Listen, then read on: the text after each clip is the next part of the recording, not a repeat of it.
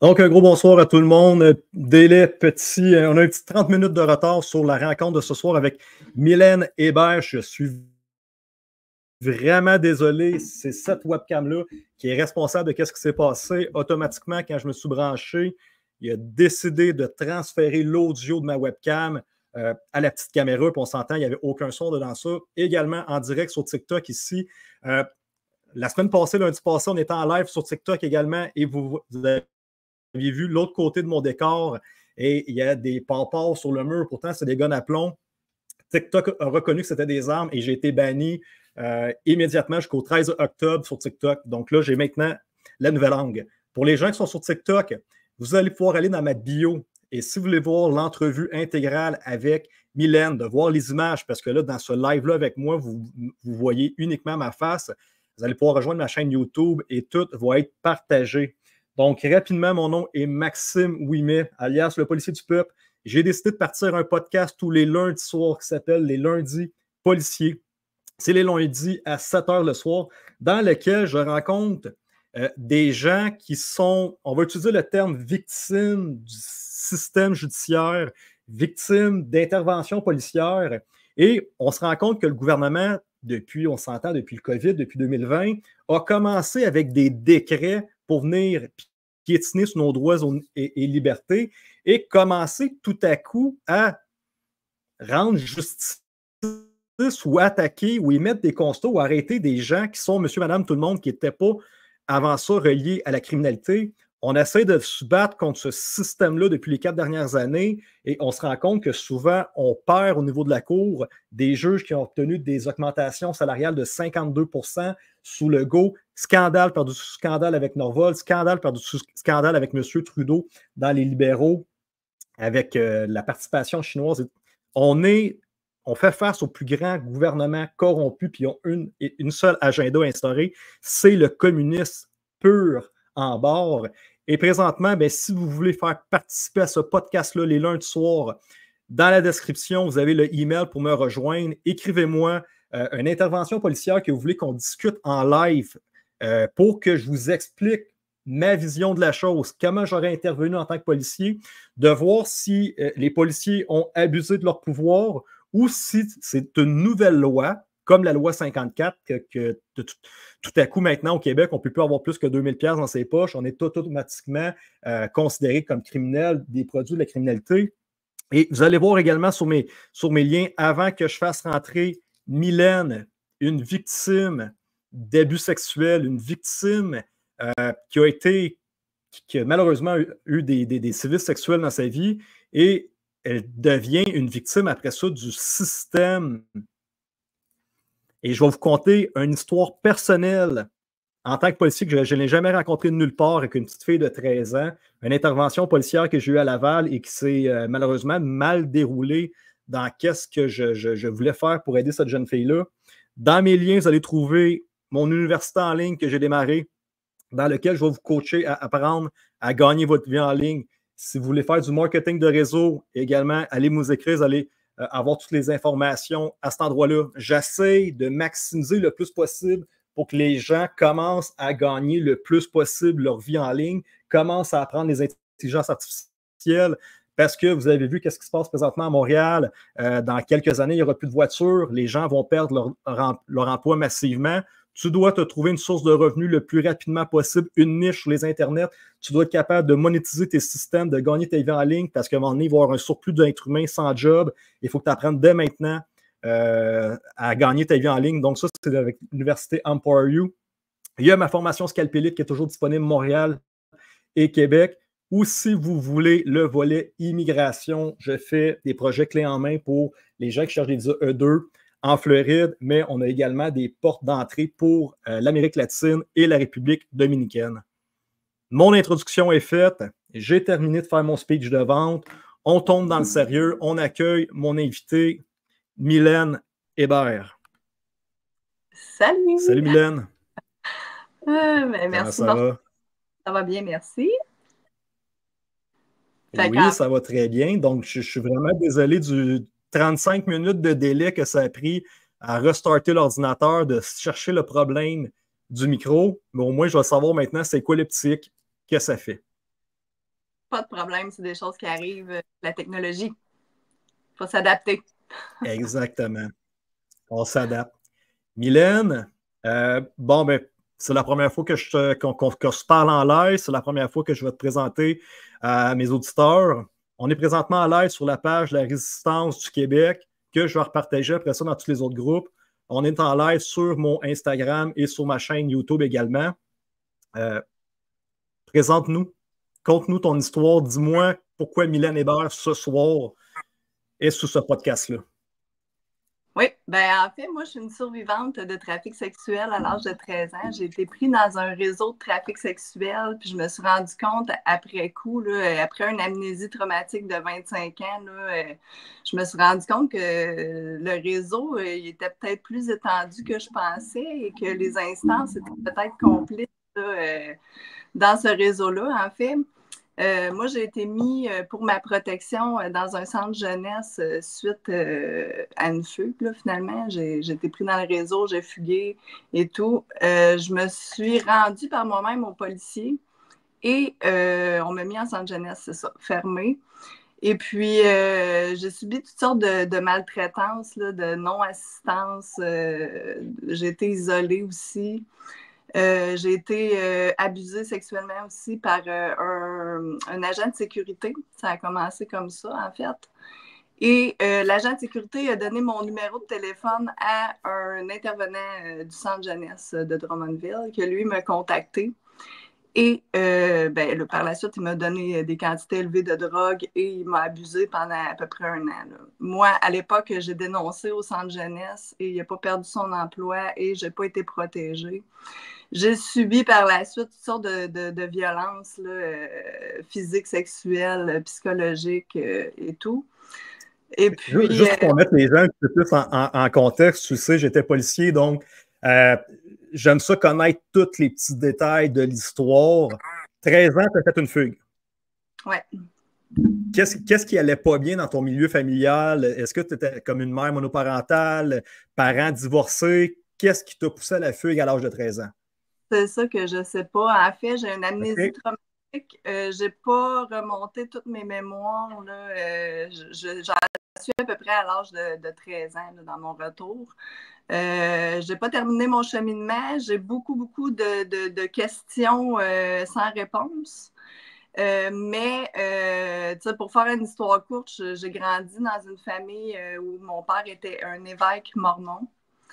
Mes OK. parents sont séparés. Ma mère, elle a quitté la maison et mon père s'est remarié avec une femme là, qui avait 6 enfants. Donc, on s'est retrouvés 10 enfants. On était 12 dans la maison. C'était pas évident. Là. Moi, je m'ennuyais beaucoup de ma mère aussi. Ça a été difficile pour moi. Sinon, qu'est-ce qui pousse un enfant de 13 ans à quitter? Honnêtement, je Ben, l'ai pas de réponse. ben, tu as Là. déjà donné des réponses, tu as déjà donné des pistes de solutions. Un père mormon, séparation, tu te retrouves dans une famille de 10 enfants, t'es moins encadré. Oui, effectivement, il y a un Ben, volet. puis aussi, à l'âge de 2 ans et demi, j'ai subi une opération à cœur ouvert à l'hôpital Sainte-Justine. Puis, tu sais, j'ai pas, tu sais, j'ai fait venir mon dossier là, de l'hôpital Sainte-Justine. J'ai un très gros dossier. Honnêtement, j'aurais aimé ça avoir un enquêteur qui puisse enquêter sur ce dossier-là parce que moi, je fais le lien avec MK Ultra. Je fais le lien avec des programmations Oui. mentales qui auraient pu être faites. Je ne veux pas accuser personne sans avoir de preuves, mais je me pose des questions. On me cache mes dossiers, on me cache des informations, on me dit qu'il n'y a personne qui va enquêter là, sur ces affaires-là. Il va falloir que je paye un enquêteur privé. Fait que je trouve ça un peu scandaleux là, quand on me dit qu'on détruit mon dossier de la DPJ 5 ans après que le dossier soit fermé. Je trouve ça scandaleux. Je me dis, mon Dieu, les enfants qui sont pas conscients de qu'est-ce qu'ils vivent et tout ça, puis là, ils veulent des réponses plus tard, puis on leur dit, non, votre dossier, il est Il est détruit. disparu. C'est disparu. Dis-moi, 13 ans, une fugue, tu te retrouves à la DPJ, c'est quelle ville? Juste pour qu'on se mette, juste savoir, c'est Montréal, Laval, Rive-Nord? Moi, je viens de Drummondville. Drummondville, OK. J'ai parti sur le pouce à Montréal. Je me suis ramassée à Montréal, mais j'ai été là, partout. Là. Ils m'envoyaient partout. Je restais peut-être 2 jours au même endroit. Ma tante, un moment donné, m'avait trouvé, puis elle a envoyé les policiers à cet endroit-là. Puis ils sont débarqués avec les flashlights. Puis moi, j'avais des fausses cartes. J'ai donné les fausses cartes. Puis ils ont dit, bon, ben c'est pas elle, puis ils sont repartis. OK. Ouais, ça, ben toi, en tant que policier, tu pourrais me dire si c'est normal, là. Il me semble que tu as un enfant en fugue. Tu dis. Ben, il y a un solide whoops. Là, il y a un whoops. Une chance que ces policiers-là, finalement, que tu n'es pas décédé par la suite, parce que là, eux seraient retrouvés dans l'eau chaude. Mais tant longtemps qu'il n'y a pas de grosses conséquences, le décès de quelqu'un, ben, ils ont juste comme mal fait leur travail ou s'en sont fait passer une petite vite. Oui, mais soit ça ou il y avait intérêt à ce que je ne sois pas retrouvée parce que moi, dans le fond, j'étais vendue en Guadeloupe, je devais quitter. Là. Je me suis sauvée juste avant. Là. Là, ça commence à être intéressant. Là, OK, on est rendu en Guadeloupe. Attends, là, il nous manque un bout sur 13 ans, tu as fait une fugue, puis tu me dis que tu t'es retrouvé en DPJ, agressé sexuellement en DPJ, mais là, quand est-ce la période que tu es tombé dans du trafic sexuel? Pendant ta fugue? Pendant l'après-DPJ? C'est pendant la fugue, à l'âge de 13 ans, j'ai fugué. Puis ensuite, je suis rentrée au centre jeunesse. J'ai refugué une autre fois du centre jeunesse. Je me suis retrouvée dans le réseau encore. Et je me suis fait prendre dans un bar de danseuses à Saint-Hyacinthe. Ils sont débarqués là, ils m'ont ramené au centre jeunesse, mais le bar n'a pas été inquiété. Ceux qui me vendaient n'ont pas été inquiétés. Moi, je n'ai pas été sensibilisée non plus. Fait que, parce que moi, après coup, je me dis, peut-être qu'ils ne savaient pas que j'étais dans un réseau de trafic. Peut-être qu'il n'y avait pas aucun moyen de le savoir. Mais suite à une conférence que j'ai donnée avec Carl Zéro et Annika Lucas, il y a des mémoires qui me sont revenues, dont celle où est-ce que je me suis souvenue que je m'étais refait prendre. Là, puis là, ils savaient que j'étais dans un réseau. Donc, c'est ça. Donc, tu es à DPJ, tu refais une fugue de la DPJ de Drummondville, ça veut dire? Oui. OK. À ce moment-là, bon, ben là, le système de la DPJ doivent te signaler en fugue. Les policiers, nous, comment ça fonctionnait? On recevait des fax directement de la DPJ quand il y avait une nouvelle fugueuse. Nous autres, on avait la DPJ de Laval, notre territoire. Fait il y avait des fugues, on s'entend de façon quand même très, très récurrente. Donc, tu refais une fugue. Comment, à l'âge de 13 ans, en sortant de la DPJ, tu tombes sur un réseau de prostitution? Quelqu'un t'attendait dans la rue, tu avais des contacts. Là, on s'entend, c'est là déjà plusieurs années, fait que tu n'avais pas de cellulaire pour pager personne. Honnêtement, je ne sais pas. Là, je ne sais pas comment ça s'est passé. Je n'ai pas la mémoire exacte, mais je sais que je me suis fait prendre. Fait que où est-ce que je suis allée, j'ai aucune idée. Là. Je me suis sauvée, puis je me suis retrouvée à retourner là, dans le réseau.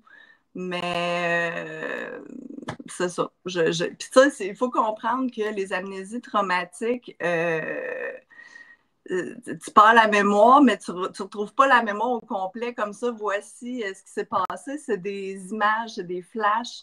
Puis à un moment donné, tu peux faire des liens avec certaines choses que tu vois ou que tu entends, puis tu disais, puis là, ça remonte la mémoire. Finalement, il y a des bouts de mémoire qui reviennent, mais c'est pas comme un film que tu vois, là, que tout est écrit, puis que tu comprends.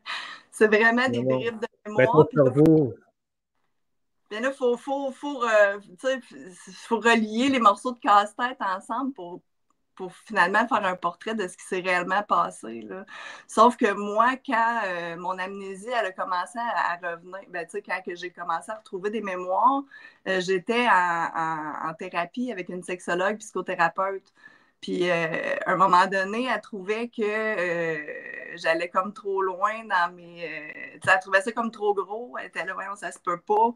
Fait que, j'ai l'impression que c'était peut-être un manque d'expérience, probablement de sa part, un manque de connaissance aussi de ce que c'était, de ce que c'est, dans le fond, les réseaux pédocriminels, hein, parce que moi, tu sais, je ne connaissais pas ça. Là. Il a fallu que ça m'a pris des années là, à étudier le sujet pour comprendre qu'est-ce qui m'était arrivé finalement, puis dans quelle espèce de réseau que je m'étais ramassée, puis de faire les liens avec les intervenants et l'agent de sécurité. Puis l'agent de sécurité m'avait même écrit une lettre en disant,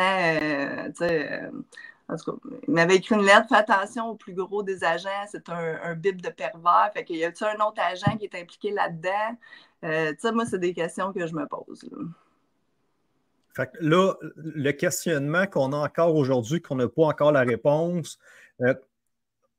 peut-être qu'on a comme hypothèse que directement du centre de la DPJ, c'est que tu étais, ces gens-là, tu aurais peut-être mis en contact avec des gens de l'extérieur. Parce que là, on parle, tu as eu des sévices pendant que tu étais à DPJ par un des agents de sécurité. Non, parce que non, c'est pas eux qui m'ont. Ben, en tout cas, okay. Non, je pense pas. Moi, je pense que je suis retournée où est-ce que j'étais. Puis c'est vraiment à ma sortie du centre jeunesse à l'âge d'à peu près 15 ans que j'ai été contactée par l'agent de sécurité. Mais tu sais, le réseau où est-ce que je suis retournée dans le même réseau que j'étais là, avant de rentrer au centre jeunesse. OK. Puis, fait que ta première fugue, c'est l'âge de 13 ans. Pendant combien de temps tu as été dans ce réseau-là ou que tu as retourné à la DPJ? Là, on parlait, ils t'ont catché juste avant que tu t'en ailles en Guadeloupe. Qu'est-ce qui s'est passé entre tes fugues puis le moment que la police t'a retrouvé comme pour de bon puis qu'ils t'ont sorti, mettons, des mailles de ce filet-là? Ben, en fait, c'est moi qui s'est rendu parce que, tu sais, on me disait, là, on va t'envoyer en Guadeloupe, tu vas avoir du fun et tout, mais moi, je le savais, là, tu sais, je trouvais pas ça drôle, là. Moi, je comprenais pas ce qui se passait réellement, mais je voyais que j'étais pas bien puis que ça marchait pas. Puis, tu sais, dans le fond, là, pour comprendre un peu dans quel état d'esprit qu'on se trouve, on est humilié, on est drogué, on est fractionné, on n'a aucun point de repère. C'est impossible de prendre des décisions qui font du sens. Fait que c'est ça, tu sais, j'ai eu la brillance d'esprit de me pousser de là, parce que je serais jamais revenue. Là. Si je partais, j'avais un faux passeport et tout. Là, fait que ça a été l'indicateur qui m'a dit c'est vraiment un réseau organisé parce qu'il me fournissait des fausses cartes, un faux passeport. C'est ça. Fait que, tu sais, c'est comme ça que j'ai compris que c'était un réseau organisé. Puis après ça, ben, j'ai fait le lien avec les intervenants, pas parce que c'est eux qui m'ont remis dans le réseau, mais parce qu'ils ont perpétué les sévices que j'avais subis. Puis moi, j'étais là pour ma protection. Ils devaient me protéger de sévices sexuels, puis ils refont la même affaire. Puis là, c'est pas tout, là. Tu sais, je veux dire, moi, j'ai pris mon courage à deux mains pour aller dénoncer. Et puis, ils n'ont rien fait. Il a gardé sa job, ils m'ont pas protégé et tout. Fait que ça, c'est un autre son de cloche qui me dit « Oups! » Parce qu'on le sait, là, dans les institutions, il y a des réseaux pédocriminels qui sont infiltrés dans toutes les institutions. Puis c'est comme ça qu'ils arrivent à manipuler les gens, là, pour les faire chanter de quelque façon que ce soit. Puis, ben, tu sais, moi, j'ai fait les liens, j'ai fait 1 + 1, puis là, j'en suis venue à la conclusion que, ben, ils sont complices de trafic d'enfants, là, de trafic sexuel, parce que veut pas, tu sais, moi, je ne sais pas, l'intervenant, là, il filmait tout ça, lui, il partageait tout ça à ses amis. Comment ça marche? Tu sais, je ne sais pas, moi, je stipule, là, je spicule. Mais tu sais, je me dis... Juste pour qu'on en recomprenne, avant que tu te retrouves ensuite encore dans la DPJ, puis finalement, ils continuent tes sévices. Ça a été pendant combien de temps ta période, on va appeler ça de cavale, mettons, que vraiment, tu n'étais pas à DPJ, tu n'étais pas trouvé par la police, puis tu te promenais là, avec ce réseau-là? Ben, je ne sais pas, honnêtement. C'est pour ça que je voulais avoir mon dossier parce que je ne suis pas capable d'avoir l'information de mémoire. J'ai aucune idée. Tu sais, je me dis, je ne sais pas. Honnêtement, je ne sais pas, mais je sais que je suis rentrée au centre jeunesse avant 14 ans parce que j'étais fumeuse, puis on ne pouvait pas fumer avant 14 ans. Fait que je suis rentrée à 13 ans au centre jeunesse. Fait que c'est ça. Fait que combien de temps je suis restée, d'après moi, je suis restée de 13 à 15 au centre jeunesse.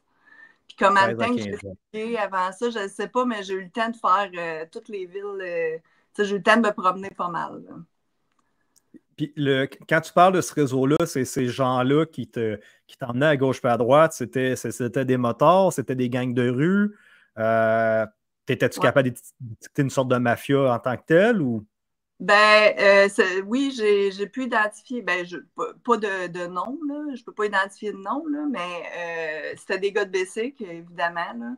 Là. OK. Puis je pense qu'il y avait des Libanais là-dedans aussi. Puis, tu sais, dans le fond, moi, à la sortie des bars de danseuses, ils m'amenaient dans des parties privées où est-ce qu'ils me droguaient et je perdais complètement conscience. Puis, qu'est-ce qui se passait là? Ben, fait que moi, je pense, puis, tu sais, j'ai le souvenir d'avoir été tu sais, je me souviens d'avoir été backstage, là, je nommerai pas de nom, là, mais une personnalité connue. Fait que j'étais dans cet entourage-là. Qu'est-ce qui s'est passé? Je ne sais pas. J'ai juste un flash. Puis je me souviens, j'en avais parlé à ma famille même. J'ai dit, hey, j'ai vécu ça. Je me souviens d'avoir été backstage avec cette personne-là. Puis ma famille ne m'ont pas cru. Tu sais, ouais, un enfant de 13 ans. Un C'était chanteur ridicule. rock, mettons. Il faut que ça soit dans le monde peut-être du rock, puis c'est un peu. Je nommerai pas de nom Non, parce non, que même pas de nom, mais c'est derrière une scène. Ça veut dire c'est ça. il y avait un spectacle, il y avait comme un groupe de musique qui jouait, puis tu as été dans cet environnement-là. C'est ça. Puis cette personne-là est venue me rechercher en 2015. Puis il m'a agressé sexuellement. Puis d'après moi, c'était pour que je ferme ma boîte. Parce qu'il m'a reconnu. Puis il a eu peur que je dise. Je sais pas. Mais en tout cas, il est revenu me chercher. Puis il a magouillé pour revenir me chercher avec une personne. Eh boy, là, je dis des affaires. Avec un ancien maire de Drummondville. OK. Fait que Euh, c'est quelqu'un qui avait des contacts pour être capable d'acheter un silence. En tout cas, je ne veux pas trop en dire parce que, premièrement, je ne crois pas au système de justice tel qu'il est là présentement. Il n'est pas là pour me protéger et je ne peux pas me fier là-dessus. Puis, j'ai voulu, en passant, là, puis ça, c'est important que je le dise, là, en 2019 ou 2020, là, je ne me rappelle plus exactement, j'ai voulu dénoncer aux policiers. Je suis allée au poste de police, j'ai dénoncé la personnalité publique connue, puis j'ai dénoncé l'éducateur, puis ils m'ont dit on refuse de prendre ta plainte parce que tu en as trop sur les épaules, tu n'es pas prête, t'es pas. Sauf que toi, tu peux me répondre, le policier aurait dû prendre ma plainte. Fair? Officiellement, oui. Bon. Toute Fait personne a le droit de porter plainte et le policier ne peut pas refuser de prendre une plainte à moins que là, on voit clairement que tu es schizophrène et tu inventes des histoires, mais ce n'est pas le policier qui fait la job d'enquête à savoir ou de reconnaître quelqu'un coupable ou non. Ça veut dire que by the book, si le policier ne veut pas se retrouver dans des situations qui est déontologiquement responsable d'avoir refusé une plainte, puis qui veut s'en laver les mains, mettons, pour ne pas se mettre dans le chenoute, ben, il prend le rapport, il prend ta déclaration, il soumet ça après ça à l'enquêteur. Puis là, l'enquêteur, après ça, c'est lui qui a la patate chaude de décider oh, Colin Debine, j'ai une personnalité connue dans nos paperasses. Mais tu vois, moi, à Laval, c'est moi qui ai pris le rapport des agressions sexuelles de Corneliu, le chanteur qui avait passé Star Academy. Et puis, en tout cas, il n'y avait aucune notion qu'on allait censurer ou cacher ça. Moi, j'ai rencontré la victime à Laval, puis finalement, ils se sont parlé de groupe d'amis, puis l'ancienne femme, copine de Corneliu dans Star Academy, était victime aussi d'agression sexuelle. Il droguait ses victimes avec du GH, principalement masculine. Puis une fois que la personne était complètement plus apte à réagir, ben là, il faisait des petites choses. Puis tu sais, il n'y a eu aucune censure là-dessus. Mis à part que je n'ai jamais parlé publiquement, on s'entend, je n'ai pas pris mon Facebook et dire hey, je viens de prendre une plainte contre Corneliu, va se faire arrêter à un moment donné. Mais sa sortie, là, il a été accusé cette année, l'année passée. Donc, ça veut dire que ton. Oui, ben tu sais, à ce moment-là, il y a une situation particulière qui ils ont fait en sorte qu'ils ont dit non, on ne veut pas aller là. ouais, mais c'est parce que ça arrive trop souvent. C'est comme, à un moment donné, ça arrive une fois, tu dis, bon, OK, ça se peut qu'il y ait de quoi, mais là, c'est parce que c'est tout relié. Là. Moi, j'ai joué à relier les points. Là. Mais toi, tu t'es présenté au poste de police de Drummondville, le poste municipal. Ouais. Puis là, ils t'ont dit non, Mylène, là, non, c'est trop surchargé pour toi, on va pas là. Ouais. Est-ce que tu as pensé à un moment donné à monter un étage supérieur, mettons, d'aller à la Sûreté du Québec? Ah, écoute, j'en ai fait des démarches, là. J'ai essayé, mais tu sais, il faut comprendre aussi que moi, dans le fond, j'ai refusé de porter. Ben, en fait, j'avais un billet médical là, pour le masque. J'ai refusé le confinement, j'ai refusé les mesures parce que pour moi, c'était vraiment, vraiment c'était inconcevable. C'était très, très violent pour moi de voir tout ce qui se passait. C'était une époque qui était particulière. Et c'est ça. Je ne sais pas si tu comprends ce que je veux dire. Là. J'ai été, oui, mettons, ben, c'est ça. Ben, ça te remet dans des post-traumatiques du passé sur toutes ces choses-là qui ont pu se passer malheureusement dans ta jeunesse. Est-ce que les policiers, ça veut dire que tu t'es promené dans des centres d'achat, dans des restaurants sans masque? Tu avais un papier médical? Oui, j'avais un papier médical valide. Et puis, je ne sais pas si, en tout cas, je sais pas si tu te souviens à la manif que tu as faite à Terrasse Griffin. Là. Oui. C'est moi qui s'est fait arrêter. Fait qu'ils sont venus t'arrêter pendant cette manifestation-là. Tu te rappelles pas? Il y avait eu une. Tu sais, dans le fond, il y avait 15 policiers après moi parce que dans le fond, j'avais pas de masque. Fait que, Ça n'a aucun sens. Pour te dire à quel point que ça a été traumatisant pour moi, là, dans le sens que moi, j'avais le droit, puis tu sais, un handicapé, là, tu peux pas le refuser de rentrer, là. S'il y a une condition médicale, là, ça devrait être clair pour tout le monde, mais là, je comprends que c'était la panique, c'était la pandémie et tout le monde avait peur. Sauf que, tu sais, moi, le policier m'a demandé de m'identifier, j'ai demandé si j'étais en infraction. Il m'a dit oui, mais tu sais, avec mon billet médical, finalement, j'étais pas en infraction, là, tu sais. Non, mais bref, finalement, c'est ça. Fait que je ne l'ai pas trouvé drôle, mais par exemple, il s'est excusé, il a appelé mon médecin de famille, puis il s'est rendu compte que c'était un vrai billet médical. Il s'est excusé, puis il m'a dit, tu veux-tu être reporté à ma... Ah oui, va me reporter, ça presse. Puis, fait que là, ils t'ont interpellé parce que tu n'avais pas de masque. Il était une quinzaine de policiers. Victimes d'agression sexuelle, de pédocriminalité quand tu étais jeune.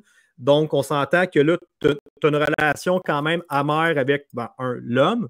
Ensuite de ça, ben, tu as fait des démarches auprès de la police parce que en tant que jeune fille, tu te dis, bon, ben, ceux qui me protègent, c'est la police, ceux qui me protègent, c'est la DPJ. Tu t'es rendu compte finalement que le système ne t'a jamais vraiment aidé dans toutes les démarches que tu as faites. Là, tu arrives à l'âge adulte, tu as un billet du médecin, mettons, on va dire, parce que c'est considéré comme un genre d'handicap, comme que tu as dit. Et là, les policiers te remettent dans une position de victimisation, parce qu'on va se dire la vérité, là, de se faire interpeller par 15 policiers en saut anti-émeute, qui sont agressifs, puis que là, ils te font sentir comme si tu vas tuer des gens parce que tu n'as pas de masque à l'extérieur.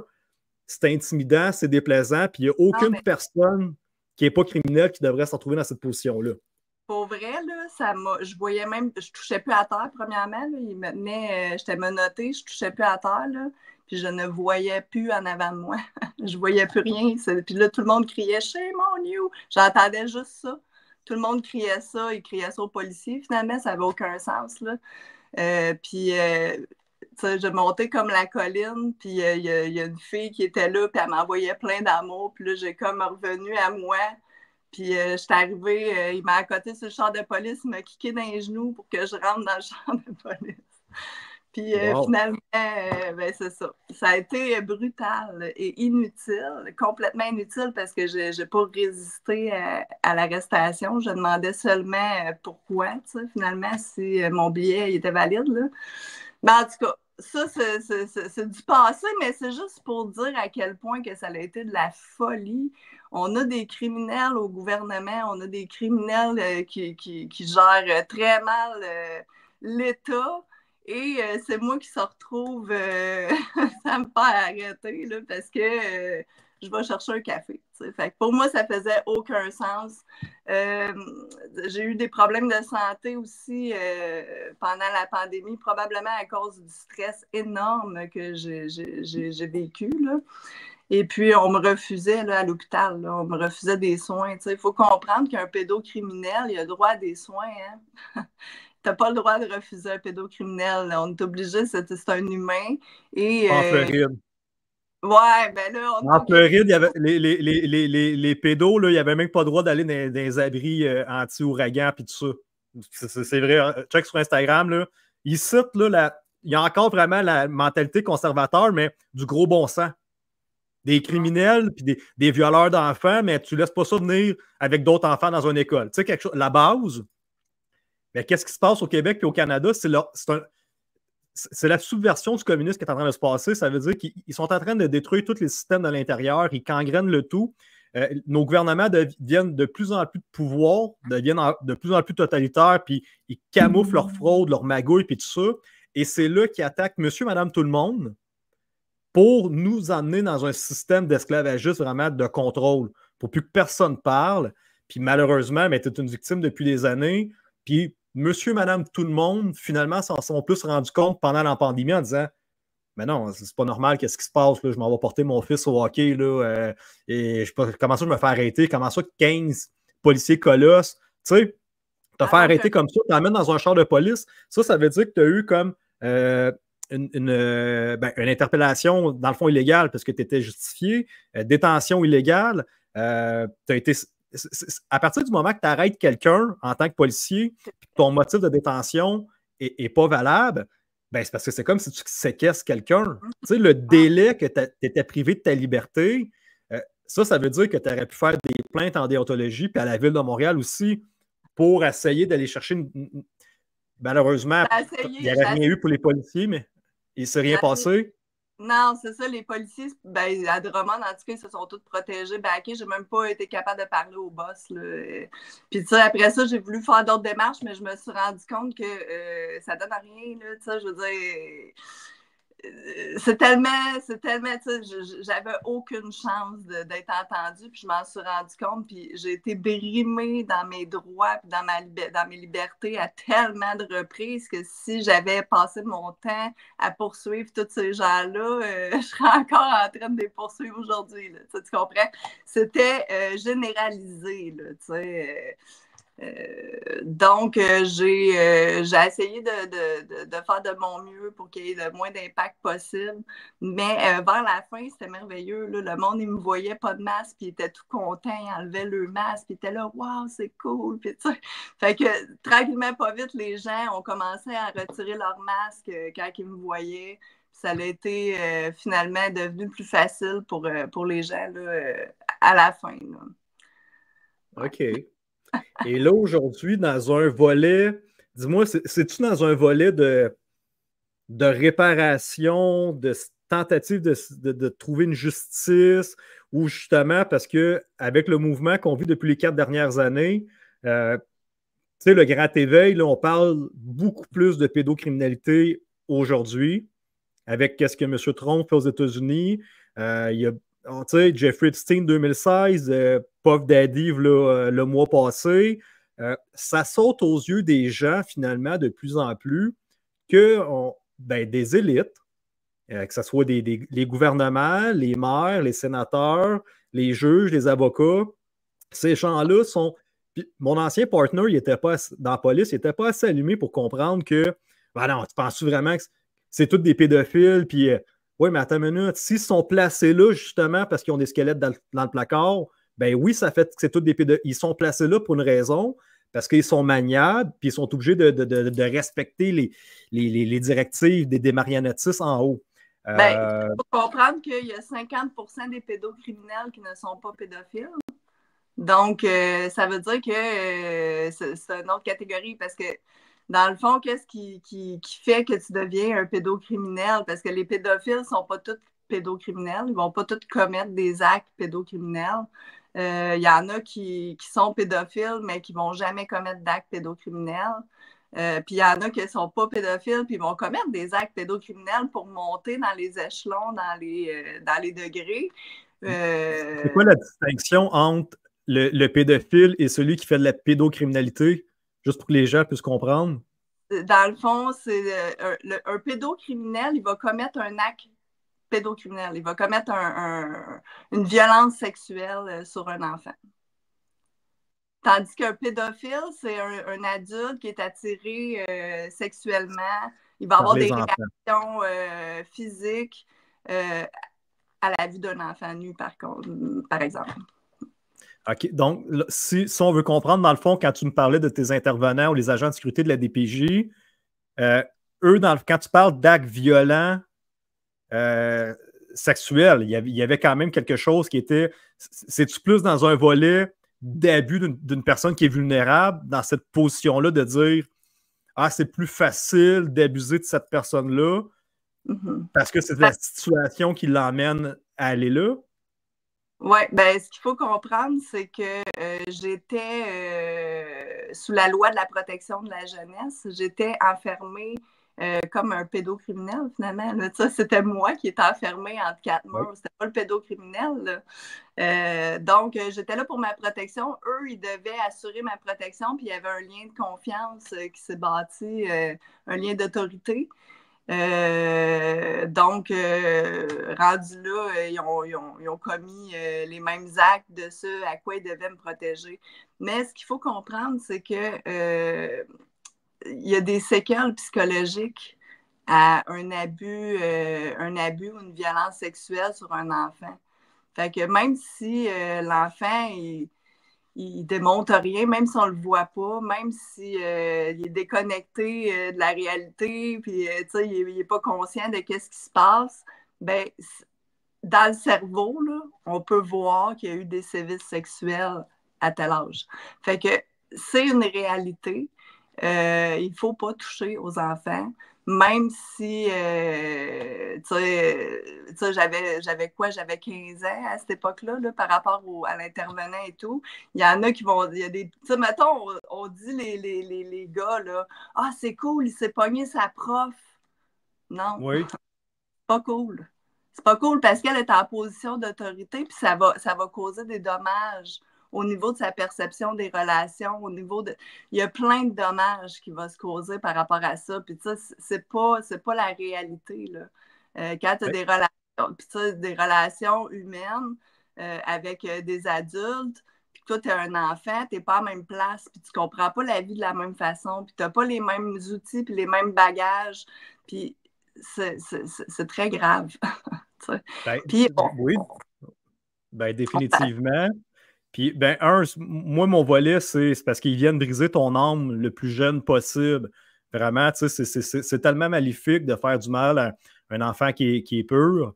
Et, je vais te dire une chose, la plupart des pédophiles ou des agresseurs sexuels que je faisais affaire, mettons, dans mon corps de policier, parce que, je sais pas, le gars, c'est un exhibitionniste, là, il se montre le zizi dans un parc, on l'intercepte, on le punch dans l'ordinateur, on enquête la personne avec qui on fait affaire. Je te dirais que la grosse majorité des gens, que quand je pognais quelqu'un qui avait des déviances sexuelles ou qui avait des comportements sexuels déviants, il avait été agressé sexuellement dans sa jeunesse. Quand tu backtrackais, c'est quelqu'un. Il remettait dans le fond, parce que ça lui a brisé quelque chose au niveau de sa relation avec la sexualité. Puis on dirait qu'après ça, il était comme tout le temps brisé. Puis... en fait, c'est 30% des enfants qui ont été abusés sexuellement qui vont reproduire sur d'autres enfants étant adultes, mais ça veut dire que c'est 70% qui ne le font pas, là. Mais le 30%, c'est des gens qui restent un peu fractionnés. Si tu veux, ils ont été fractionnés dans leur esprit. Ils n'ont pas confiance au monde. Le monde adulte, il fait peur. Fait qu'ils s'en prennent à des gens plus faibles pour justement avoir le contrôle dessus. Puis parce qu'eux, ils se considèrent aussi là, comme étant enfants. Il y a une partie de leur esprit qui est restée enfant là, au niveau de la sexualité. On peut voir ça comme ça, pour simplifier. Oui. Puis là, on le voit, pourquoi? On le voit très bien. Justin Bieber présentement, mais c'est pas le seul enfant du milieu de la musique ou du milieu d'Hollywood. Je te dirais que je pense qu'on peut nommer tous les enfants qui ont passé jeunes acteurs à Hollywood.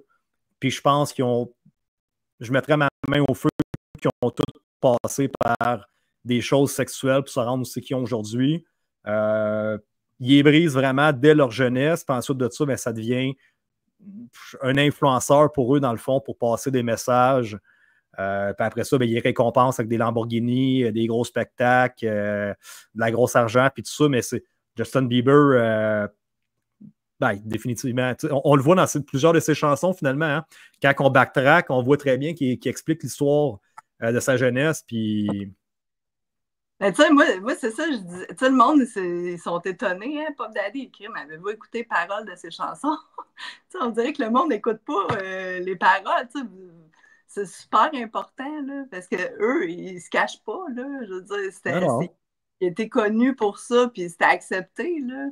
C'est juste parce que là, on s'est rendu compte que c'était peut-être plus gros qu'on pensait, là, mais quand même, les gens de l'entourage, ils savaient ce qu'ils faisaient, puis ses personnalités. Tout le monde le savait oui, tout le monde le savait dans le domaine. Il allait à ses parties en blanc, puis c'était ça Hollywood, ils le voyaient, les gens le savaient, il se passait des petits messages secrets entre eux autres, puis là, il nous sort plein d'entrevues qu'on voit maintenant à TV, puis tu voyais les artistes, ils disent des petites craques que nous autres, les normies avant, qui étaient on comprend pas Hollywood puis Los Angeles, c'est trop big pour nous autres, mais les autres, ils se faisaient des cracks entre eux autres, puis ils savaient très bien qu'est-ce qui se passait, là. Mm-hmm. Fait que, moi, c'est pour ça que, je ramène tout le temps ça, parce que, on a beau, parce qu'au Québec, c'est clair, là, qu'on n'a pas les lois pour protéger les victimes, là. Le système protège les pédocriminels, ça, c'est hors de tout doute, là.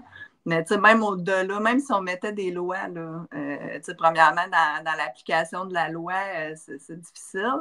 Puis, c'est la conscience collective, je veux dire, à un moment donné, les gens, il va falloir qu'ils comprennent qu'il y a beaucoup d'enfants qui sont pris dans des réseaux de trafic sexuel, puis il faut faire quelque chose. Ça fait 30 ans là, que c'est déclaré un problème de santé publique par l'OMS. 30 ans que l'OMS est au courant qu'on a un problème à ce niveau-là, puis il n'y a rien qui bouge, ça ne s'en va pas en s'améliorant.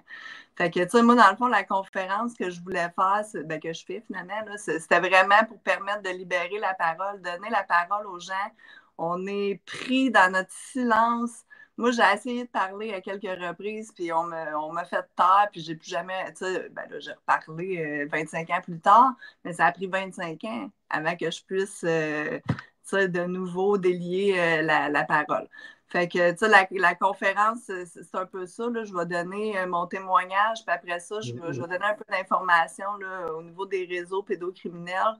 Puis la deuxième partie, c'est vraiment consacré aux survivants qui vont vouloir reparler. Ça peut parler de DPJ, parce qu'il y a énormément de parents qui sont aux prises avec la DPJ qui n'ont aucune chance de revoir leur enfant. La DPJ est au cœur de ma conférence, puis c'est pas pour rien, là. Puis c'est aussi pour ceux qui ont subi là, des sévices, ça peut être sexuel ou pédocriminel, sexuel à l'âge adulte, là, parce qu'on sait aussi qu'au niveau de la prostitution, les jeunes femmes qui font de la prostitution, ils commencent en bas de 18 ans. Là. Puis rendus à 25 ans, elles sont quasiment passées dues. Là, fait qu'il faut se poser des questions par rapport à ça. Fait que, moi, je mets le sujet sur la table. Je trouve que c'est le bon moment pour le faire. C'est ça. Puis les gens, ils répondent bien aussi. C'est sûr que je suis censurée, très, très censurée, mais je trouve tout le temps des petites tactiques là, pour contourner la censure puis faire entendre mon message. Tu vois, Mylène, je viens d'ouvrir le formulaire que tu m'as transmis, conférence sur la pédocriminalité, trafic humain. Bon, là, on a samedi 19 octobre, 13h sur le boulevard La Croix. Je le vois pas. Hein? Je ne sais pas si le monde le voit, mais moi, je le vois pas sur l'écran. Est-ce que les gens, ils voient vraiment? OK, là, je le vois. C'est bon. Là, tu le voyais pas avant? Non. Non, si je peux ici, là, on va le voir.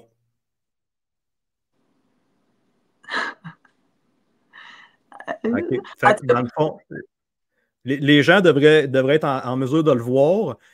J'ai mis le lien dans la description de tes conférences, le lien que tu m'as envoyé. Et également, j'ai mis ton email pour te rejoindre, milenconférence@gmail.com.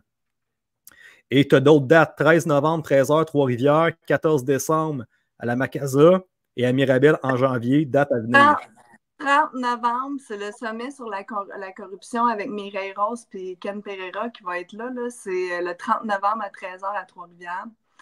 Puis c'est ça, le 14 décembre, 9h dans les Laurentides à Macasa, puis en janvier à Mirabel. J'attends des nouvelles. Je vais faire la conférence accompagnée de Stéphanie Perrault, une amie à moi. Voilà. Fait que c'est ça, finalement. Puis je voulais aussi dire un petit mot par rapport à un film super important. Dans le fond, ça s'appelle Écorché. Il va jouer au cinéma le 27 et le 29 octobre au Lac Mégantic. Ça traite du trafic sexuel des femmes et des enfants. Donc, voilà, le message est passé. Le film Écorché qui va jouer en salle, ça, directement en cinéma? Oui, qui va jouer au cinéma le 27 et le 29 octobre. Fait que je vous invite à aller le voir. Là, c'est vraiment intéressant. On voit ça sur un angle qui est quand même pertinent, je trouve. Là. J'ai eu la chance de l'écouter. Il y a un témoignage à la fin. Demain, je donne une entrevue avec Sébastien Desautels et j'ai invité la survivante qui a donné le témoignage dans ce film-là. C'est incroyable. Là. Elle a toute une histoire aussi. C'est un plaisir pour moi là, de lui donner la parole pour qu'elle puisse... Moi, Mylène, j'ai une question également. Comment on fait pour se réparer? Aujourd'hui, tu es une adulte. Je vois sur ton Facebook que tu as un conjoint, mais il doit avoir, ça ne doit pas être rose tous les jours. Il y a de la noirceur qui doit revenir une fois de temps en temps. Et en plus que tu continues à te battre, si le système t'aurait pris, t'aurait encadré, tu aurais été capable, peut-être à un moment donné, de faire ta réparation complète, de dire c'est vraiment pas normal qu'est-ce qui s'est passé. Puis Colin Debin, la police, la DPJ, puis le système a vraiment fait en sorte pour que je puisse me réparer, puis que finalement, comprendre que c'était pas normal qu'est-ce qui s'est passé avant. Mais là, tu es une victime sexuelle, que tu tombes dans le système qui est censé te protéger, tu deviens une victime finalement du système. Puis là, ta vie au complet, dans le fond, puis là, explique-moi comment ça, on s'est dit, tu sais, quand on voulait partager le live, tu m'as dit, maintenant je peux parler, mais j'avais eu une ordonnance de la cour comme quoi que j'avais pas le droit de parler. Tu n'avais pas le droit de parler de quoi? Que tu étais une victime d'agression sexuelle? Non, ben, entre autres, mais c'est pas juste ça, là, il est arrivé plein d'affaires. Okay. Je peux pas nécessairement. Ben, tu sais, c'est en lien avec la vaccination de mes enfants. Là. OK, merveilleux. Je peux toujours pas en parler, mais c'est très grave. C'est très grave parce qu'il y a des juges, des avocats qui se sont compromis, mais vraiment, c'est incroyable. Là. Incroyable. Donc, tu sais, moi, j'ai remis en question tout le système de justice, tout le système politique, le système médical. J'ai parlé avec énormément de gens, j'ai confronté des gens aussi, parce qu'à un moment donné, c'est beau, là, on me donne une étiquette de complotiste, là, sauf que ça va te prendre des arguments. Là. Moi, j'arrive avec des preuves, puis tu ne veux pas mes preuves. Mes preuves sont tassées tout le temps. On me donne une ordonnance du tribunal de fermer mes réseaux sociaux puis de ne plus manifester, sauf que c'est un droit qui est constitutionnel. Je veux dire, c'était illégal. On est dans l'instauration d'une dictature. C'est ça que les gens doivent comprendre. On n'est plus dans la démocratie dans laquelle on est né. Ils sont en train de changer les systèmes. La loi C-54 que j'ai parlé en introduction sur le 2000 sont en train de balayer, d'enlever tout l'argent comptant qui se passe qu'on a. La loi 293, la loi canadienne, tout. Ils vont décider si on consomme de la viande ou si on ne consomme pas de la viande. Dans ce projet de loi-là, ça va dire, en gros, que tout le monde va devoir devenir végétarien ou manger la bouffe synthétique de Bill Gates. Puis ensuite de ça, comme la loi 50 qui a passé au Québec, c'est plus des décrets maintenant. La loi l'a passé. Toute mesure d'urgence va pouvoir être considérée puis prise par le gouvernement. Inondation, changement climatique, le smog est trop élevé un matin, confinement. C'est all-in, hein? Ça donne le pouvoir à la police, aux fonctionnaires des gouvernements de rentrer à tout moment chez n'importe qui, de saisir ta maison, de te déplacer dans des camps de quarantaine, de te faire prendre la médication de force. Puis ça, c'est pas en train d'être voté. Non, c'est passé. Ben, c'est là en ce moment. Moi, je l'ai vu, j'étais aux premières loges. Là. À la pandémie, j'ai refusé de me soumettre parce que je savais que si je me soumettais, ça allait être pire. Ça en prenait des gens qui disent non. Ça en prenait des gens qui se tenaient debout pour justement exposer tous ces enjeux-là qui étaient très, très graves. Là. Ceux qui ne l'ont pas vécu, là, ceux qui n'ont pas été dans la rue là, aux premières loges, ils ne peuvent pas comprendre. Là. Mais ce qu'on a vécu ensemble collectivement, c'est immense. Là. On a vu nos droits et libertés s'effondrer. Tout ce qu'on avait connu avant ou tout ce qu'on croyait connaître, ça n'existait plus. Là. Fait que, tu sais, moi, c'est pour ça que je dis aux gens, là, c'est important de maintenir sa position et de rester ferme. Puis nos droits et libertés, c'est des droits qui sont acquis. Moi, je ne dois rien à personne. Là. Je veux dire, je suis un être fondamentalement libre. Comprenez-vous? Là? Il n'y a personne qui va m'attacher et qui va me... Ben, à moins qu'il fasse de force, mais moi, je ne me soumettrai plus jamais à des lois qui sont immorales, qui sont complètement... qui brisent... Ben, ils sont frauduleuses. C'est des mensonges. C'est ça le problème. C'est ça, puis c'est important que le monde y comprenne de ne pas se soumettre à des lois qui sont illégales, puis qui sont... tu sais, oui, tu peux avoir des conséquences pour un certain temps, mais si tu te soumets, tes enfants vont être soumis, tu comprends, là? Il faut vraiment qu'on prenne conscience que ça va avoir des répercussions sur plusieurs générations si on ne bouge pas aujourd'hui puis on laisse ça aller, là. Puis ça, moi, je l'ai vu autant que ça a été triste puis ça a été dramatique, autant que on a créé des liens tellement incroyables, là. Je veux dire, on a levé le rideau, là, tout le monde, la majorité des gens voient qu'est-ce qui se passe. Ça a permis d'exposer les ramifications profondes là, de la corruption qu'on ne voyait pas puis qu'on pensait qu'on était en démocratie. Là. Mais ça, on les voit aujourd'hui, puis ils savent qu'on les voit. Fait que, tu sais, il faut juste maintenir notre position, puis rester droite, rester fière, puis ne pas avoir peur de ce que les gens pensent, là, on s'en fout. Là. C'est choquant au début, après ça, c'est ridicule, mais après ça, ça devient une évidence. Ceux qui sont choqués, là, bientôt, vous allez comprendre. Ça va être une évidence pour vous. Là. C'est une évidence depuis 2020, mais ça a été long aux gens de commencer à réaliser finalement que c'est pas des gentils finalement qui opèrent cette planète-là, puis on est dans un programme de dépopulation. Il faut vraiment que les gens comprennent qu'on est dans un changement de paradigme.